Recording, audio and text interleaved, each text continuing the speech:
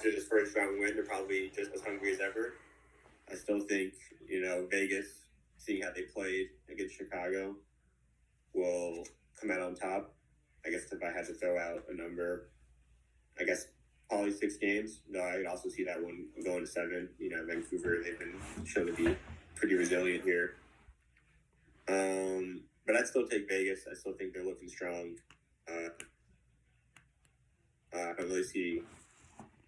I can just see them having the depth to take out Vancouver. Yeah, me too. I really see Vegas winning the series. I just think they have more depth. Solid goaltending play. I think it's going to be really, to be honest, I think it's going to be hard for Vancouver to score. Vegas just has such a good blue line, and their goaltender's playing really well. And not only to mention that, but I think Fleury's never lost to the Vancouver in regulation or something. He's insane. So even if Leonard doesn't play well, you have Fleury back there. Marchand didn't even really play that well. And their blue line didn't even play that great against the Blues. The Blues scored a lot in this series. You kind of tend to forget. But anyways, Max, what do you think about this series upcoming? And in terms of roster for the Blues, where do you go? Where do you move forward? Obviously, really difficult considering, probably the best player on your team, Pietrangelo, is UFA. What do you do about that problem? What's your move?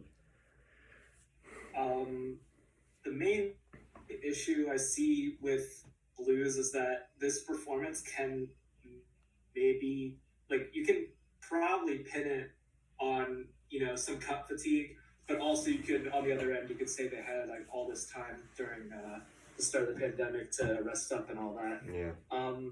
I think this really affects what they're, unless Binnington has a great season next season. I think it really affects their future on the back end, in between the pipes. Yeah.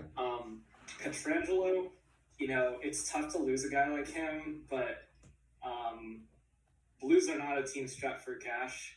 They are a team strapped for cash, and if they want to keep this core, they're gonna have to. The rest of this core, they're gonna have to let Pietrangelo walk. Yeah. Still, I like their, besides Pietrangelo leaving, I still think they have a really decent blue line. Parenko, Falks, Gandela, Gunnarsson, Dunn, and Bortuzzo. Yeah. Dunn is also coming off his entry-level deal, but he's one they're going to want to sign and keep on the blue line. He's a really incredible defenseman. But the other 6 they have, besides Pietrangelo, I think is a pretty solid back end. So yeah, I'm not sure how much this affects the future, but I don't know. A lot of questions in between the pipes, I think, for this team going forward. For me, if I'm a Blues fan, I'm kind of frustrated because, you look at what they did. The Hurricanes completely robbed. I think Falk is an overrated defenseman, watching him in Carolina for 4 or 5 years. He's not very physical. He does produce on offense, but I just don't think he's that great of a defenseman. And you give him a 6-year deal with a $7 million annual average value. He's just not that type of player. So basically, you lose Petro. The one thing I think that's good about not re-signing Petro is you can re-sign Dunn when he gets off the entry level deal. But it's going to be interesting kind of to see how this Blues roster is without Pietrangelo. And they're going to get worse, but, I don't know how much worse. And, I just don't really know what, I feel like they're kind of in this, mediocrity, kind of Nashville mentality now that they're probably going to lose Petro. Malik, what do you think? I think the big question, I think they can absorb losing Pietrangelo if their goaltending can, rebound.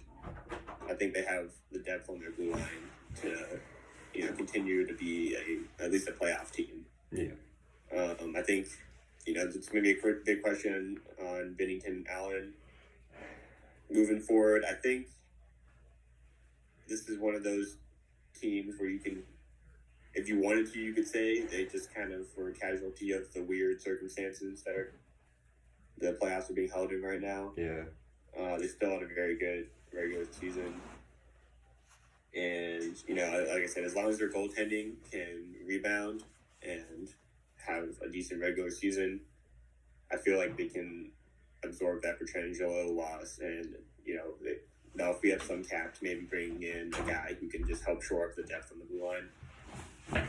And while I think it won't affect their playoff chances too much, it should be interesting to see how much of they're considered a contender moving forward. Yeah. I don't think they're at a Stanley Cup level right now, to be honest. I personally, for the series, have Vegas in 6, like Malik. Max, what's your opinion on the series? Who do you have winning? I'd say Vegas in 7. I really like how Vancouver's playing right now, but I don't think it's enough to get past Vegas. So. I think if Vegas's goaltending can stay consistent and play well, then I think it'll be really tough for Vancouver. Yeah, I think it's kind of similar to. This is kind of a comparison, but I think it's kind of similar to like when the Bruins played the Blue Jackets after the Blue Jackets beat the Lightning. Sorry, can't remember that. I'm not saying it's like that scale of an upset, but I feel like it's kind of like CBJ is playing really hot, just like Vancouver is right now. But I think Vegas is just such a heavyweight that they're not going to be able to handle it, and I think Vegas will win in 6. But anyways, one last question, guys. Probably the most exciting question we've asked yet. Where do you see Petro going? What do you think the annual average value will be, and for how many years? Max, you're up first. You can take some time. You can defer to Malik. Hopefully this isn't too much bias, but I think the Rangers might be a nice destination for him. It's more a question of cap space than fit. Yeah. Rangers always play tight to the cap regardless of what roster they're running. But with some contracts coming off the books, it might be possible to squeak him in for what he's worth. So,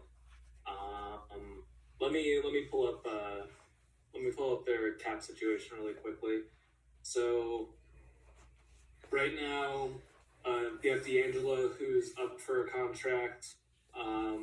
You have Lemieux, who's up for a contract. Strom is up for a contract. And Fast is up for a contract. It is a tight cap situation right now. Like with what they have, Rangers have about $4 million in cap. You're probably gonna have to let either D'Angelo or Strom go to be able to sign it.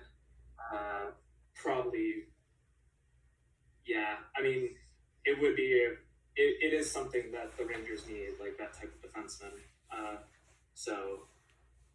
It would be a great piece for them to take the next step to actually becoming a contending team. Malik, what are your thoughts? They might actually become dangerous, like Petrangelo in the blue line. Yeah, I agree. Especially with getting Lafreniere. Malik, what do you think? Yeah, I mean, the big thing for teams is just going to be cap. I feel like it's hard for any team, especially with the frozen cap, to sign a guy like Petrangelo who could make, at least 8+, perhaps more, seeing how much some defensemen have been making recently. Yeah. Hard to sign him without moving a piece out, which can make it quite the sweepstakes for him. I think the Rangers does make sense and certainly addresses a need. I have a feeling Toronto's going to at least try to make room for him and convince him to come over. Obviously, I feel like every player is in talk to go to Toronto. Yeah. But, I think they will at least make an attempt at it. I think it might be, honestly, it could be someone we don't necessarily anticipate. I feel like the Rangers are a decent bet, but I feel like there's going to be a lot of key teams in the running for it. And I think Petrangelo personally, I feel like he'll probably just go with a place that I think it'll be more up to him rather than who can offer him the most or it makes sense most from a team standpoint. So I can't really give a great prediction, but I'd agree with Max. I think the Rangers would be a decent fit for him. For me, Also, another thing. Yeah. what? Sorry. No, you go. More thing is that I don't know Petrangelo mindset when looking for a team this offseason Yeah. because he's gonna have a lot of suitors, right? Yeah. But he's just off his cup, so he might not be like as interested in like joining a contending team and more so looking for that bag. Just money, yeah. Because he has his cup, right? Yeah. And it'd be nice to be like competitive, but I don't know how much. I mean, obviously you're in the NHL, you want to win, but you don't know like the pecking order of like his priorities. So it might not be a contender. So there's that. Yeah, I think if Toronto dumps Nylander, I think they have a chance. I think also the Canadians have a chance. I think that puts them as a contender. My dark horses are New Jersey to kind of, I don't know if the thing for me is I don't know if management will let them like spend that contract after how bad they were. You know what I mean? New Jersey has the money definitely to do it in the cap space, and they generate the revenue to do it. And my other one is the Islanders, but no one wants to play there, so there's that. So I don't think Carolina or CBJ will try to sign him. So yeah, that's that. Now let's move on to our next series. I think we're all surprised by this one. The Dallas Stars come out on top against the Calgary Flames. All of us had Calgary, I think, in 6 or 7. For me, I think that overall, looking at the series, Calgary's main stars didn't really produce as usual. You had Dubé. Most of the goals came from like Dubé, Backlund, Anderson, who are not the main producers for Calgary. Talbot did not play very well, and they didn't really take advantage of the opportunity, of Hudobin playing, and, no Sagan for game 1, or they won game 1, but, Dallas was missing a lot of their guys, and they didn't really pounce on that opportunity, I feel like. But anyways, Malik, what did you think of this series? Were you surprised? I wasn't completely surprised. This was that series that we talked about, like who's gonna screw up more. Like I feel like both these teams just have consistency issues, and who's gonna and it's gonna come down to who loses less. And I just picked Calgary because they had the planes to tune up, and I thought that would help them. And I mean, they had a lot of blown opportunities. Obviously, Game 6 was the biggest example of that. Oh boy! But they had a lot of games where they could have put Dallas away, and they just couldn't do it. Goaltending again was an issue for them. I'm not really sure. I think they're definitely going to be looking for a Braden Holtby type in the offseason. Yeah. I mean, that's a great point, yeah. Because you look at the last 2 years, their last 2 playoff runs, you have Mike Smith and Talbot, and you have a pretty good roster around them, and you lose in the first round, mostly due to bad goaltending. I think Gaudreau also, really was silent in this series and is usually silent in the playoffs. But a lot of these were really close games, and a lot of that comes down to goaltending. A lot of these games in the series were really close. But Max, what were your thoughts? I think for Calgary, it was basically a monumental choke.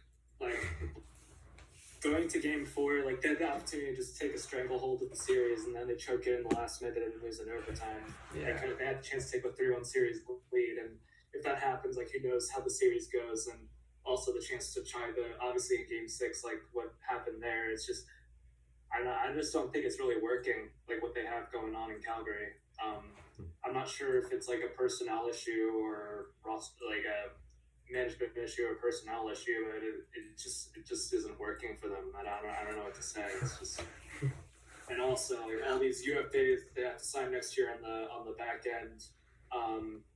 Gaudreau and Monahan, Is Gaudreau UFA? Didn't really show up in the playoffs. Oh no. I don't know, man.